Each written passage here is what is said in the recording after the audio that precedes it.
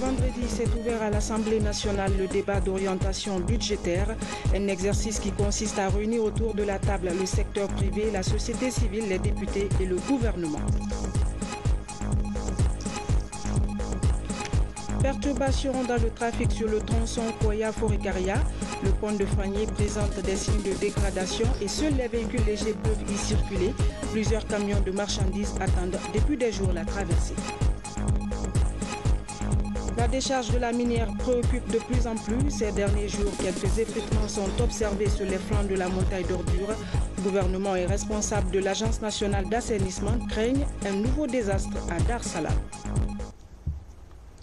Bonsoir à tous. Audience au palais Serotoria. Le président de la République a reçu des entrepreneurs canadiens membres du groupe Hexagone. En toile de fond, explorer les opportunités d'investissement dans notre pays. Compte rendu Ibrahima Keïta. Après 2 semaines de prise de contact, les membres du groupe Hexagone du Canada ont été reçus par le président de la République, le professeur Alpha Condé. Spécialisés dans le développement d'infrastructures, ils sont venus discuter avec les autorités guinéennes des enjeux liés à la réalisation d'infrastructures dans le pays. Ainsi, il s'agit pour ces investisseurs canadiens de mettre en place des stratégies d'absorption réglementaire des fonds mis à la disposition de la Guinée pour la réalisation de plusieurs infrastructures d'intérêt national. Pour le président de la République, la Guinée reste ouverte à toutes les bonnes initiatives. Le chef de la mission des entrepreneurs canadiens rassure. Et nous avons été reçus à bras ouverts par plusieurs ministres et départements de votre gouvernement pour discuter des enjeux en matière d'infrastructure en Guinée. Et un des enjeux majeurs, c'est la capacité d'absorption des capitaux qui ont été promis par la communauté internationale. Et le sujet de discussion avec le président, c'est comment notre expertise dans le développement de projets d'infrastructure pourrait vous aider et vous travailler en partenariat avec la Guinée afin de lui permettre d'absorber à un rythme plus accéléré les capitaux qui ont été mis à la disposition de la Guinée pour développer ces infrastructures. Notre objectif, c'est de permettre la livraison d'infrastructures plus rapidement en ayant accès. Il s'agit pour la Guinée de profiter de l'expertise de ce groupe d'investisseurs canadiens, un groupe qui a fait ses preuves dans plusieurs pays. Tous mes remerciements à l'ensemble du cabinet de la présidence et en particulier à son Excellence Monsieur le Président de la République pour nous avoir reçus et pour avoir abordé toutes ces questions dont vient de parler M. Stéphane Miron avec la délégation canadienne qui participe à des projets aussi majeurs que la construction d'échangeurs, de l'un des plus grands échangeurs d'Amérique du Nord, puisque ça fait plus de 280 000 véhicules par jour, qui participe à la construction de métros, comme le métro de Montréal, à la construction de stations de métro, donc de chemins de fer, de gares de chemins de fer, d'infrastructures donc ferroviaires.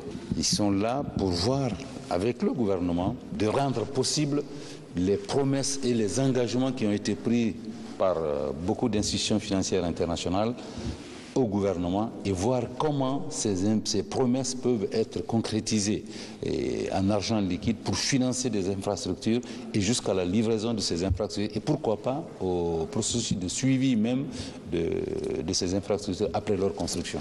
Le renforcement des capacités de décaissement, le développement du partenariat avec à la clé l'assurance de la confiance des bailleurs de fonds sont entre autres objectifs visés par le gouvernement guinéen. Le gouvernement guinéen continue justement d'œuvrer dans l'amélioration de la gouvernance des finances publiques. C'est dans cette optique que s'est ouvert ce vendredi à l'hémicycle le débat d'orientation budgétaire. Il y avait autour de la table le secteur privé, la société civile et les députés. Un exercice qui permet aux élus du peuple de prendre connaissance des priorités du gouvernement et d'identifier les sources de recettes à mobiliser. La synthèse de la rencontre avec Abdoulaye Diallo. C'est la deuxième fois que le débat d'orientation budgétaire se tient dans l'histoire économique de la Guinée. Il intervient à quelques jours de la session extraordinaire de la loi des finances rectificative 2018. Dans ce document de programmation budgétaire pluriannuelle prévu pour 2019-2021, le gouvernement a pris en compte les objectifs du plan national de développement économique et social. Les mesures de politique budgétaire du présent cadrage budgétaire 2019-2021 continueront de poursuivre les objectifs ci-après. Préserver la stabilité macroéconomique de la Guinée, accroître les investissements publics dans le secteur des infrastructures, mobiliser les ressources intérieures supplémentaires pour renforcer les programmes de filet de sécurité sociale, faire avancer les réformes pour appuyer la mise en œuvre des politiques macroéconomiques saines et des réformes structurelles en vue de soutenir une croissance plus élevée et plus inclusive. En matière de mobilisation de ressources, il s'agira de mettre l'accent sur les mesures de politique fiscale permettant de mobiliser des recettes additionnelles tout en rendant le système fiscal plus équitable et transparent, des mesures d'administration fiscale qui renforcent le paiement et la collecte de l'impôt et l'application des dispositions fiscales du nouveau code minier en vue de mobiliser les recettes minières supplémentaires dans un contexte d'activité minière importante. Ces orientations budgétaires envisagent l'évolution des prévisions macroéconomiques et déterminent surtout le taux de croissance, de pression fiscale, du volume de subventions, la dette intérieure et extérieure et autres variables de la politique monétaire. Des défis à relever et qui nécessitent l'implication de tous les acteurs sociaux. C'est pour cette raison qu'on a voulu que ce débat d'orientation budgétaire soit plus inclusif et plus participatif et qu'il soit élargi au secteur privé moteur de la croissance et la société civile qui constitue, à notre avis, une force de proposition et d'accompagnement en vue de maintenir un équilibre solide au sein de la société. L'Assemblée nationale souhaite que leur participation à ce débat d'orientation budgétaire permette la définition ou, pour être plus précis, la mise à jour d'une politique budgétaire au service d'un développement économique et social inclusif. Ce débat d'orientation budgétaire va permettre à la société civile et au secteur privé d'être mieux informés sur les hypothèses de croissance et des priorités de développement du gouvernement pour les 3 années à venir. Et ce cadrage budgétaire d'ailleurs qui va au-delà du PNDS qui part de 2016 à 2020.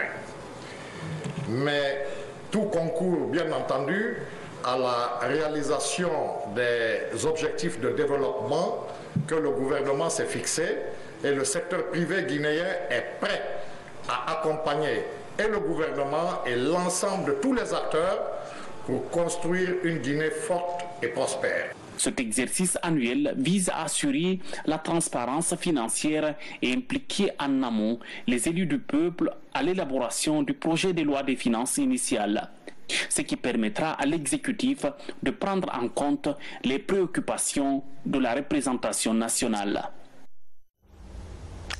Dans l'actualité également, le médiateur de la République a échangé avec les ambassadeurs des États-Unis et du Maroc en poste à Conakry.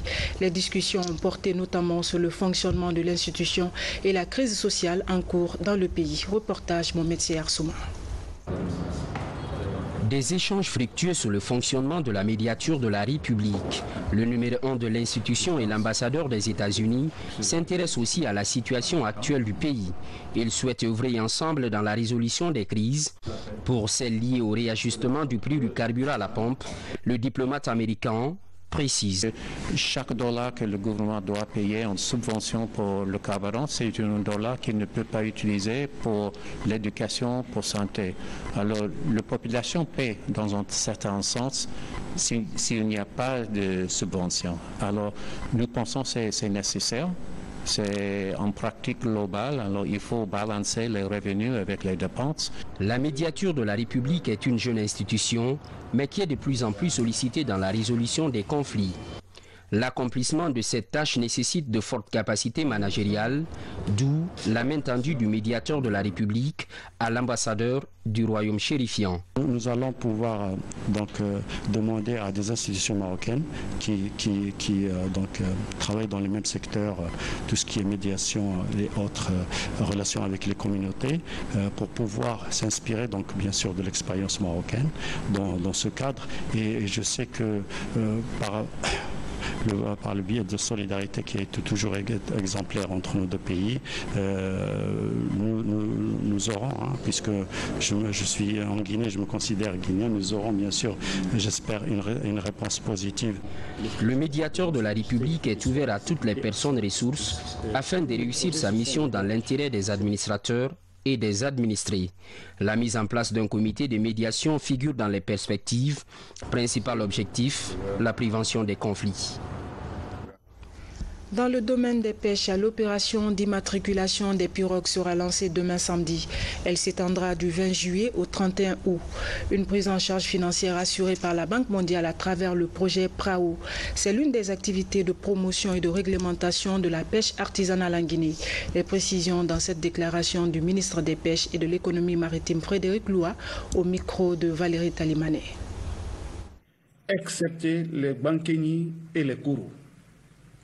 Cette opération consiste à collecter des informations sur les propriétaires de pirogues et sur leurs pirogues de pêche sur l'ensemble du littoral guinéen.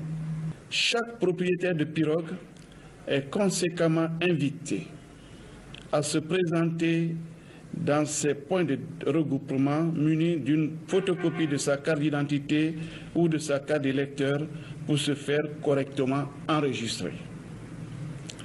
Cette phase d'immatriculation est gratuite et entièrement prise en charge par le projet PRAO Guinée financé par la Banque mondiale. La Guinée dispose désormais d'une loi sur le code de la route et d'un plan national de sécurité routière. Deux instruments juridiques qui viennent combler un vide dans le secteur des transports. Les nouvelles réglementations donnent espoir à la police routière pour réduire l'anarchie dans la circulation. Reportage Falilou Diallo. La Guinée dispose désormais d'un plan national de sécurité et nouveau code de la route. Pour le second, il est déjà adopté par l'Assemblée nationale, un code conforme aux autres de la sous-région ouest-africaine. Le nouveau code de la route a été voté le 20 juin passé par l'Assemblée nationale. Donc il fallait vulgariser ce code, en parler avec les professionnels, leur dire qu'est-ce qui a changé, qu'est-ce qui va changer et pourquoi ça a changé. Pour la vulgarisation du nouveau code de la route, les acteurs clés du secteur des transports se sont retrouvés à Conakry pour sa mise en application. Un exercice qui a permis de définir les nouvelles bases liées au respect des différentes réformes. Si hier, les amendes étaient passées de 1 000 francs, 5 000 francs, 15 000 francs, 40 000 francs à 100 000 francs, aujourd'hui c'est passé de 50 000 francs, 250 000 francs, 400 000 francs, 500 000 francs, 1 million jusqu'à 5 millions de francs guinéens. Quand je prends l'exemple sur les assurances, la non-assurance, si l'usager a ça en tête, je sais que l'anarchie que nous vivons va disparaître. Nos chauffeurs que nous avons actuellement, c'est des personnes qui ne connaissent pas la code de route. Donc, de fait qu'il y a la nouvelle code de la route, je crois que c'est important pour nous-mêmes les transporteurs. Ça peut nous permettre aussi d'avoir moins d'accidents lorsque les chauffeurs sont formés. Puisque maintenant, ça s'agit de former les chauffeurs d'abord, qui doivent emprunter les gros portiers, ni les petites voitures. C'est ce qui est important d'abord. Pendant 2 jours, ces acteurs ont épluché tous les contours liés au plan national de sécurité routière, mais aussi du nouveau code. Une opération qui pourrait permettre de donner un nouvel élan à la fluidité dans la circulation et renforcer la sécurité routière. Le tout pour réduire les accidents corporels sur les routes en Guinée. Perturbation dans le trafic sur le tronçon Koya-Forekaria. Le pont métallique de Fagné, situé dans la commune rurale de Maferanya, présente des signes de dégradation. Bon nombre de plaques qui couvrent le tablier sont dessoudées. Par prévention, les poids lourds sont interdits d'y circuler en attendant la réhabilitation de cette passerelle unique qui relie la Guinée à la Sierra Leone. Reportage Ansoumane Toumani Camara. Sur la transnationale Conakry-Freetown, le pont de Fagné est à moins de 20 km de Forekaria-Ville et à 70 km de la capitale guinéenne. Pour la troisième année consécutive, cet ouvrage de franchissement présente des signes de dégradation avancée. Cette année encore, sa traversée devient un grand risque pour les usagers. En ce moment, sa traversée est exclusivement réservée aux engins légers, d'où l'inquiétude des autorités préfectorales de Forekaria. Si rien n'est fait, alors on s'attend au pire et c'est ce qu'il faut faire éviter. Le pire c'est quoi? C'est quand un camion plein de marchandises va tomber dedans. C'est voir Forekaria coupé de la capitale ou des autres. Pour y arriver, il faut passer par Sérourou, partir jusqu'à Kindia et de Kindia maintenant rentrer à Conakry. Depuis plusieurs jours, de nombreux camions remplis de marchandises attendent la réparation de ce pont métallique. Ce transporteur est à sa troisième nuit au pont de Fagné. Son camion transporte 38 tonnes de cola en provenance de la Sierra Leone, un produit périssable sous le soleil. Mon père, si on n'a pas nous aider ici, ça là va gâter ici. Un sac, ça coûte valeur de 1 200 000 francs guinéens. On perd toutes ces choses-là. Et les colas, c'est très dangereux. Mais ce n'est pas nous seulement, même les remorques là qui sont derrière ici, les transits là. Il y a combien de remorques ici? Peut-être il y a valeur de 4 à 5 à 6 à 10 remorques derrière moi. Il y a autre qui est au côté là-bas encore. On a pris comme mesure d'arrêter les gros porteurs, laissant le soin aux poids légers de circuler en attendant que le pont soit réparé. Avec ces fortes précipitations, les eaux montent dans le fleuve Kili. Le lit du cours d'eau ne peut plus servir de passage aux camions. En attendant la reconstruction entière très imminente de la route Koya-Pamalap via Farmoria-Forekaria, le ministère des Travaux publics annonce la réparation de l'ouvrage dans les jours à venir. Sur un autre plan, l'OIM Guinée mène actuellement une campagne de sensibilisation contre la migration irrégulière en Afrique. L'idée est de rapprocher les jeunes, la diaspora et les autorités locales pour une approche intégrée de la promotion de l'emploi. Le point avec Abdourahmane Koula Diallo. Promouvoir l'emploi de jeunes pour agir contre la migration irrégulière en Gambie, en Guinée et en Guinée-Bissau. C'est l'objectif de ce projet initié par l'OIM Guinée en collaboration avec le gouvernement guinéen et l'agence italienne pour la coopération et le développement. Dans ce contexte, une approche intégrée des jeunes, la diaspora et les autorités locales s'avère nécessaire en vue d'atteindre les objectifs visés par l'OIM Guinée dans ces 3 pays. Ce n'est qu'une continuité de tout ce qu'on est en train de faire à travers le EU Trust Fund, à travers les fonds DFID, à travers toutes les autres initiatives que sont Integra, tout ça pour pouvoir continuer l'appui et montrer aux jeunes qu'il y a cette alternative, qu'il faut aujourd'hui croire en ces alternatives et aussi que ce ne sont pas des promesses vaines, mais pour que ces alternatives qu'on leur propose puissent aboutir, il faudrait qu'eux aussi qu'ils s'y mettent et qu'ils arrêtent d'aller vers une migration irrégulière parce qu'il y a beaucoup d'opportunités qu'on peut leur donner au niveau de leur communauté d'origine. La coopération italienne, jointement avec le gouvernement italien, il est très intéressé à développer les capacités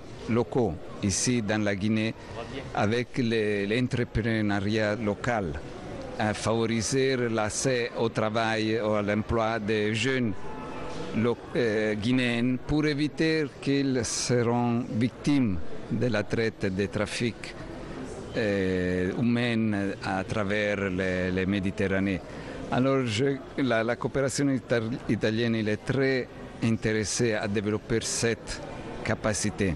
En procédant au lancement officiel de ce projet, le ministre de la Jeunesse et de l'Emploi jeune a exprimé sa gratitude à l'OIM Guinée et aux autres partenaires techniques et financiers pour leur implication dans la lutte contre la migration irrégulière en Guinée. Au niveau du gouvernement, nous nous faisons de la lutte contre l'immigration irrégulière une des priorités. C'est pour cela que nous sommes contents d'avoir un projet au niveau du ministère de la Jeunesse que nous allons mettre en œuvre avec l'OIM suite à un financement de la coopération italienne. Un projet qui nous permettra, en collaboration avec les autorités locales, de cibler des jeunes à la base pour justement les mobiliser, renforcer leurs capacités, leur créer des conditions pouvant leur permettre de s'insérer dans la société à travers des activités génératrices de revenus. Des questions-réponses axées sur le projet ont mis un terme à la cérémonie. On ouvre à présent le dossier santé. Les acteurs de la prévention et du contrôle des infections harmonisent les stratégies de lutte au cours d'une assemblée extraordinaire tenue à Conakry. Cette rencontre fait suite à la première journée des comités d'hygiène et de sécurité hospitalière. Ils ont planché sur les résultats atteints et la pérennisation des acquis. Maurice Sidibé. Depuis leur installation en 2014, dans les établissements sanitaires, ils se retrouvent pour la toute première fois à l'occasion de cette journée de comité d'hygiène et de sécurité. Une assemblée extraordinaire pour faire le point sur les grands acquis. Des acquis liés à la réduction drastique du taux d'infection dans l'ensemble des hôpitaux du pays. En 2011, on était à 49% d'infection à la maternité. Quand on opère une femme de césarienne, sur 100 femmes, 49 faisaient une infection. Donc la plaie suppurait. En 2017, sur 100 femmes, il n'y a que 5 seulement qui suppurent. Donc ça, ce sont les mesures d'hygiène, le lavage des mains, les précautions pour laver l'abdomen, les précautions pour nettoyer le linge, pour nettoyer les instruments. C'est tout ça qui a permis de quitter 49% pour descendre à 5%. Donc ça, c'est extraordinaire. En termes clairs pour la population, la sécurité des usagers externes, tout ce qui vient pour la consultation, tu viens à l'hôpital pour être soigné, pas pour ramasser une maladie. Donc si tu viens à l'hôpital, ce comité d'hygiène doit faire en sorte que qu'on te traite, mais que tu ne ramasses pas une maladie pour l'envoyer ailleurs dans le quartier ou à la maison.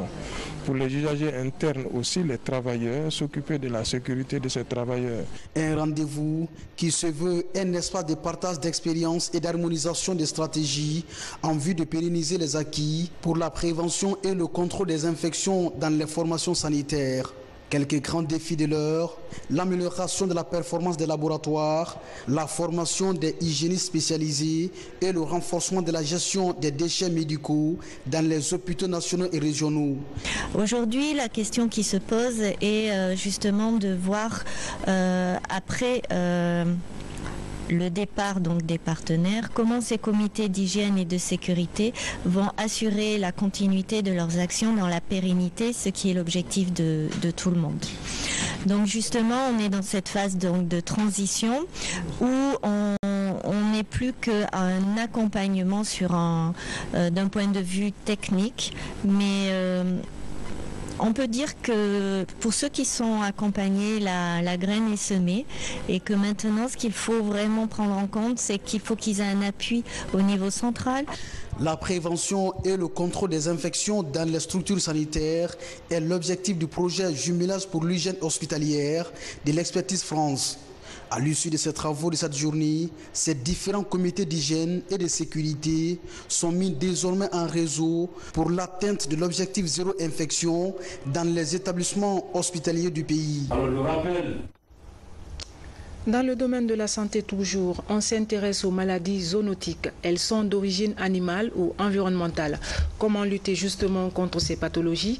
Les spécialistes étaient en conclave à Conakry. Il a été question de définir une stratégie d'éradication de ces différentes maladies. L'approche s'appelle On Health, une seule santé. Les précisions avec Sam Maratolno.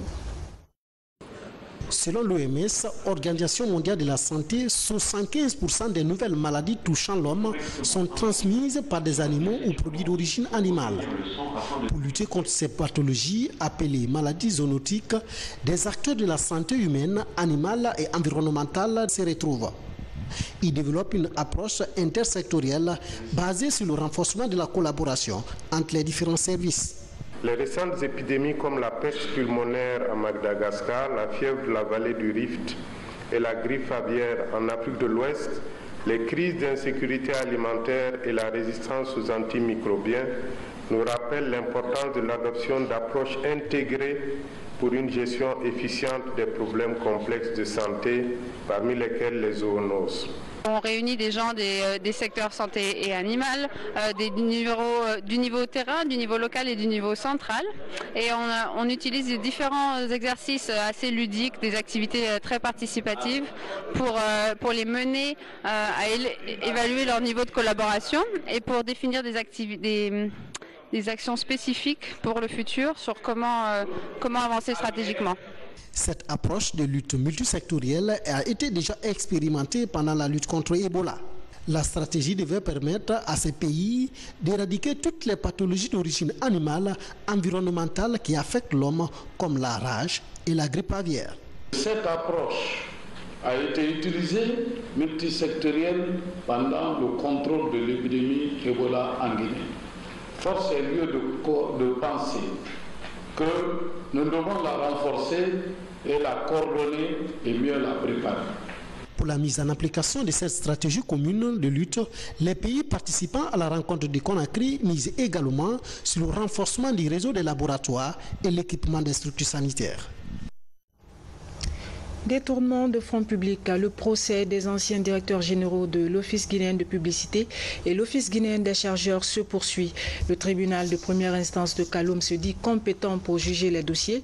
Il a aussi rejeté les exceptions soulevées par les avocats de la défense et ordonné l'ouverture des débats. Les détails avec Alpha Siagaba, Seydou Diallo. C'est la troisième audience dans l'affaire de détournement de fonds publics à l'EGP et l'OGC au tribunal de première instance de Kaloum. Deux anciens directeurs généraux sont poursuivis dans cette affaire, en l'occurrence Paul Moussa Diawara et Sekou Kamara. Pour cette nouvelle audience, le tribunal s'est prononcé sur les actions d'irrécevabilité de la constitution de la partie civile et la disjonction des deux groupes de prévenus. Le tribunal a rejeté l'exception d'irrécevabilité de la constitution de partie civile de l'agent judiciaire de l'État. Par la même décision ou dans la même décision, le tribunal a ordonné la disjonction de procédure.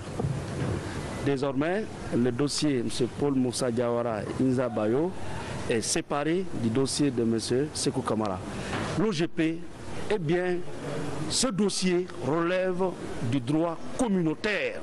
C'est un dossier qui relève de la compétence du tribunal commercial en raison du fait qu'il aurait fallu attendre que le commissaire aux comptes établisse un rapport, relève des irrégularités, relève des incohérences dans la gestion financière pour que l'associé unique ou l'actionnaire unique qui est l'État guinéen, qui est la République de Guinée, eh bien, demande le remboursement, par exemple.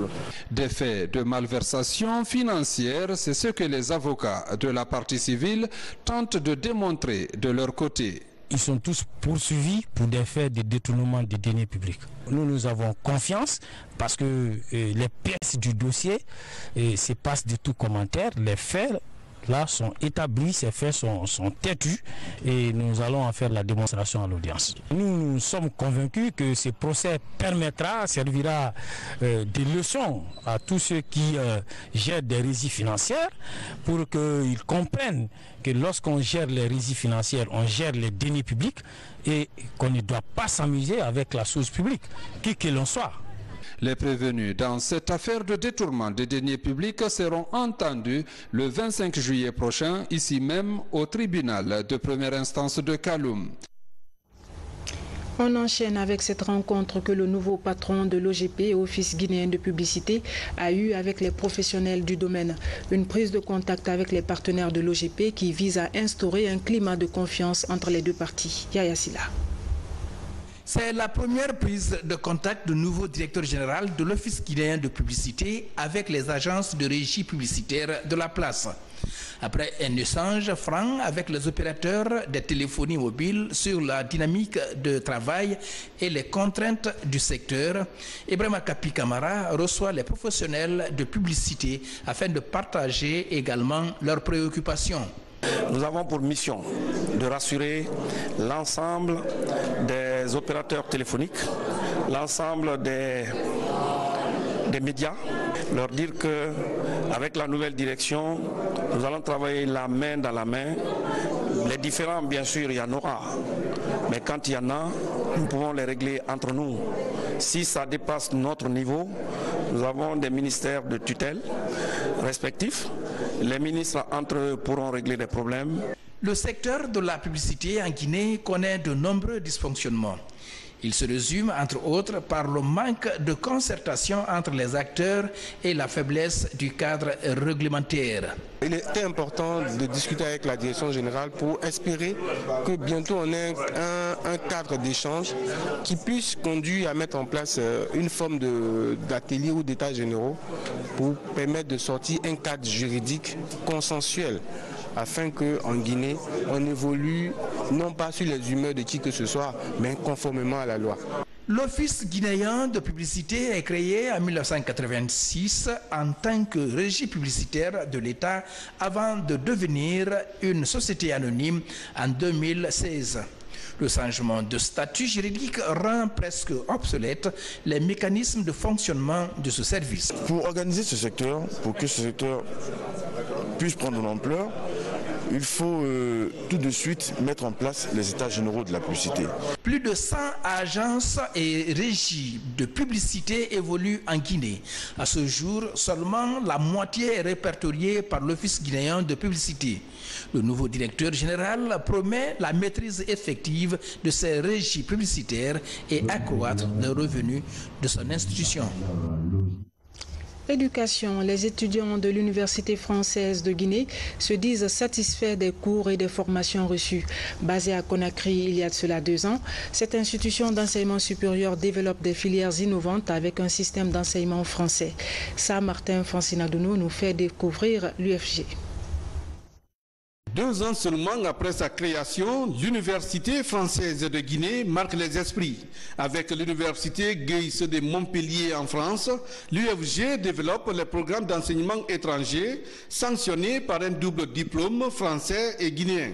Ici, des filières innovantes sont dispensées aux étudiants, notamment l'informatique, e-business, études juridiques, commerce et management, tourisme et hôtellerie, génie civil et mines. Parce qu'on a remarqué qu'en Guinée, ces dernières années, on a beaucoup d'investisseurs qui viennent et nous devons préparer les étudiants à l'emploi, particulièrement à comment entretenir des relations avec des particuliers étrangers. L'avantage que nos jeunes Guinéens ont, nos jeunes bacheliers ont par rapport à notre université, c'est qu'ils peuvent sur place obtenir un diplôme français.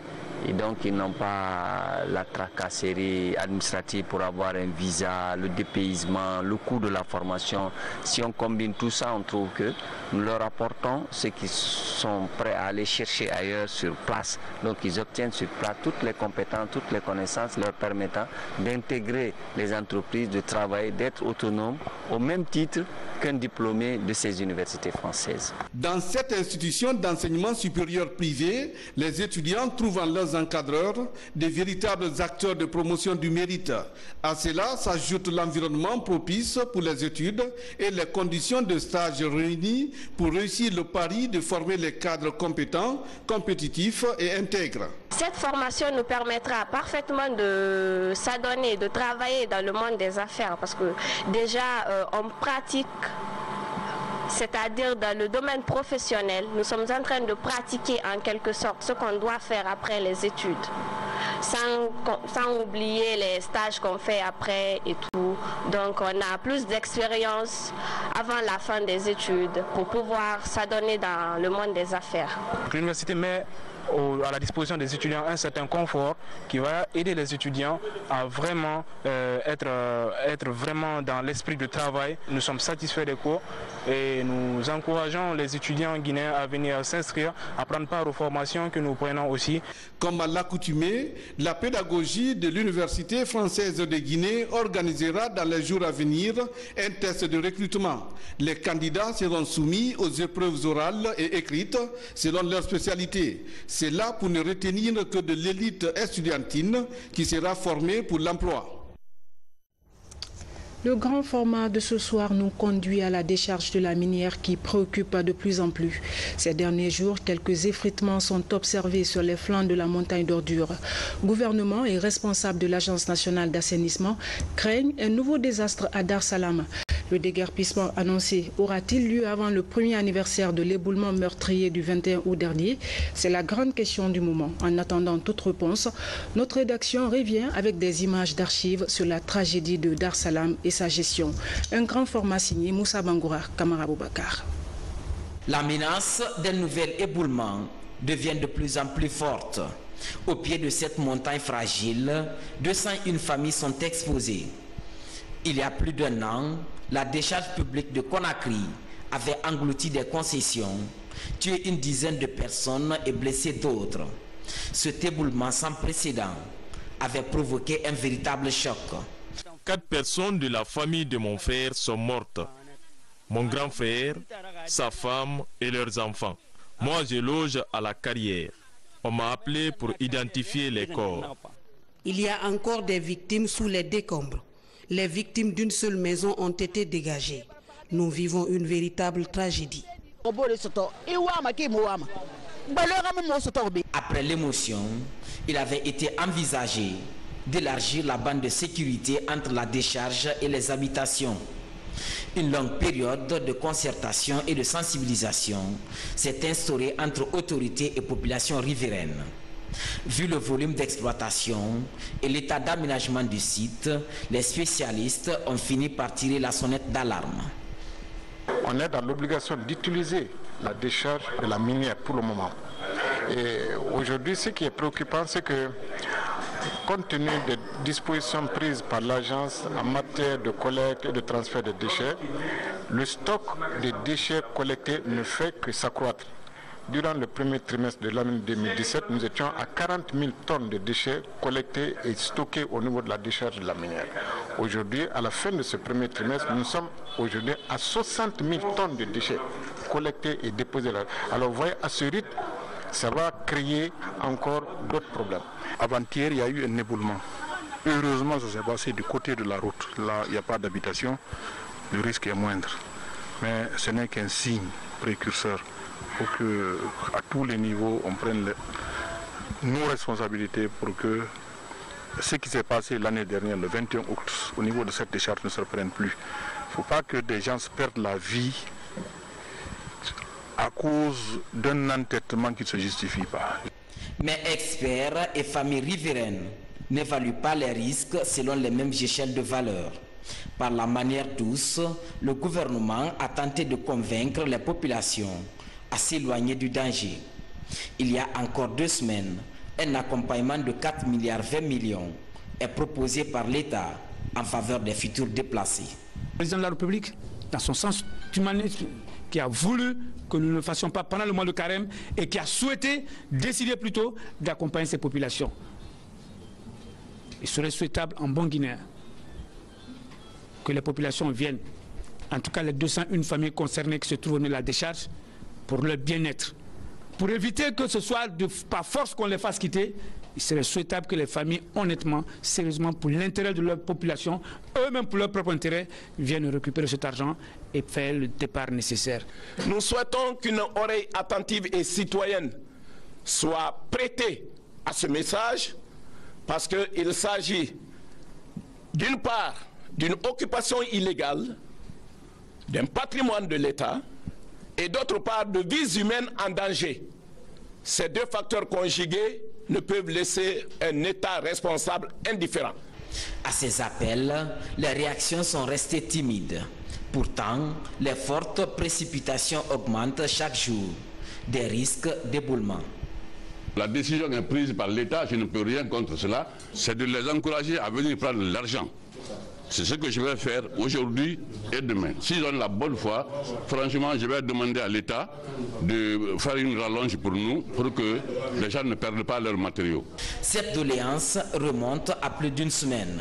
Aujourd'hui, l'opération de sécurisation du pourtour de la décharge de la minière rentre dans sa phase décisive. La météo annonce de fortes précipitations les prochains jours sur la capitale. Selon l'Agence nationale d'assainissement, plus de 1000 tonnes d'ordures sont acheminées par jour à la décharge.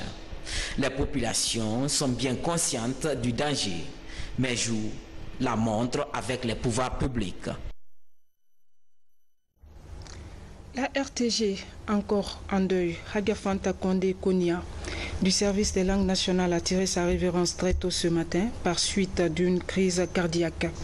Hagafanta Condé était locutrice en langue Konia à la radio et à la télévision nationale. Les cérémonies funéraires sont prévues ce dimanche 22 juillet. Des cérémonies qui s'ouvriront par un symposium ici à la RTG, une maison qu'elle a servie avec professionnalisme pendant plus de 10 ans. Que l'âme de celle que l'on appelait affectueusement Tanti Fanta Konia repose en paix. Amen. Ainsi va la vie. Mesdames et messieurs, c'est la fin de ce journal. Merci à vous tous de nous avoir reçus chez vous. Excellente soirée en compagnie de nos programmes. Bonsoir et à demain.